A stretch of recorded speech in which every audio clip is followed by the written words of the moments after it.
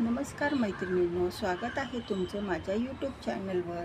आज मी तुम्हाला 3 साईजमध्ये पाऊच शिकवणार आहे। एक मोठी साईज आहे, एक मीडियम साईज आणि एक छोटी साईज। प्रवासात वगैरे जाताना किंवा काही पण म्हणजे असं पेन वगैरे ठेवण्यासाठी तुम्ही हे पाऊच बनवू शकता। चला तर मग व्हिडिओला सुरुवात करूया।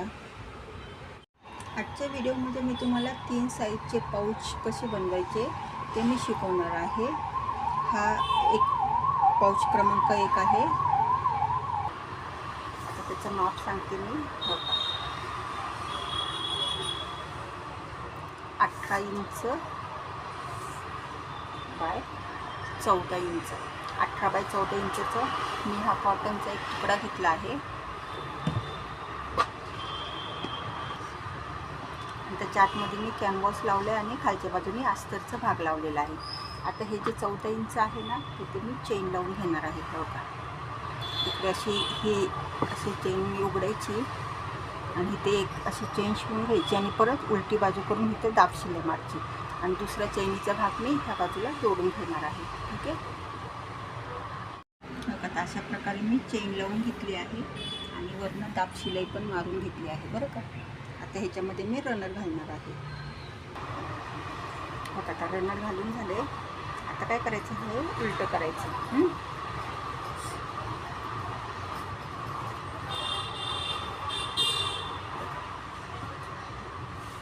ठीक आहे, आता हे उलटं झालं ना की ह्याचं बरोबर असं मध्ये घ्यायचं आणि ते आपण कॉर्नर कट करून घ्यायची अशी थोडी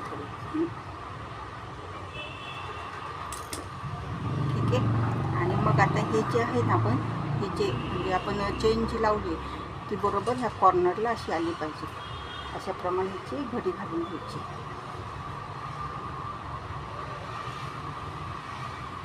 आणि इकडे ह्या बाजूला आणि ह्या बाजूला शिलाई मारून घ्या आणि उरलेली चेन हे कट करून टाका। अशी दोन्ही बाजूला शिलाई मारून घ्यायची आहे। माझी शिलाई मारून झालेली आहे। आता काय करायचं, इकडनं 1.5 इंच आपण मार्किंग करणार आहोत। किती? 1.5 इंच आणि इकडनं पण 1.5 इंच।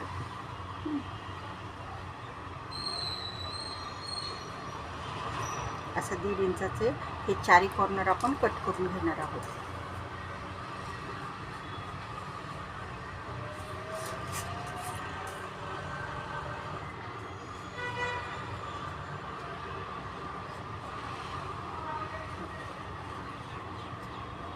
आता हाच कॉर्नर इकडे ठेवून तुम्ही कट करून घ्या। आता हे मी कॉर्नर कट झाले। आता काय करायचं, हे ना आपण इथे अशी शिलाई मारून घेणार आहोत। असे चारी कॉर्नरला शिवून घेणार आहे आणि इथे असं पायपिंग करून घेणार आहे। ठीक आहे, आता अशा पद्धतीने मी हे सगळ्या चारी बाजूने शिवून घेतलं आहे बरं का।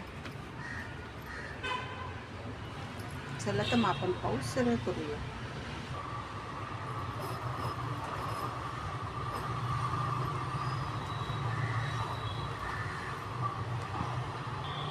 आता अशा पद्धतीने माझा हा पाऊच तयार झालेला आहे। आता ही एक साईज आहे, अशी मी 2 साईजच्या अजून बनवणार आहे। बघा, आता दुसरी साईज मी घेतली आहे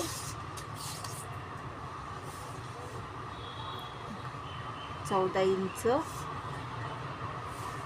बाय 12 इंच।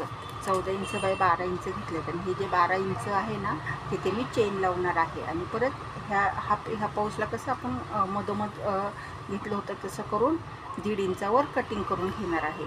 आणि तिसरी साईज आहे ही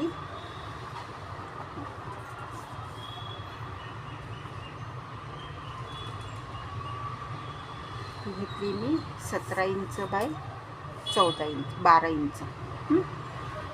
आता ही पण आपण त्या पद्धतीनेच हे करून घेणार आहोत। चला तर मग पाऊच शिवून घेऊया आपण। आता अशा पद्धतीने माझे 3 साईजचे पाऊच तयार झाले आहे। हा सगळ्यात मोठा, हा मीडियम आणि हा छोटासा। तुम्ही प्रवासात वगैरे जाताना ह्याच्यामध्ये छोट्या मोठ्या वस्तू घालून घेऊन जाऊ शकता। कसे वाटले पाऊच? मग छान आहे ना? चला तर मग आवडल्यास व्हिडिओला लाईक करा आणि चॅनलला सबस्क्राईब करा। धन्यवाद।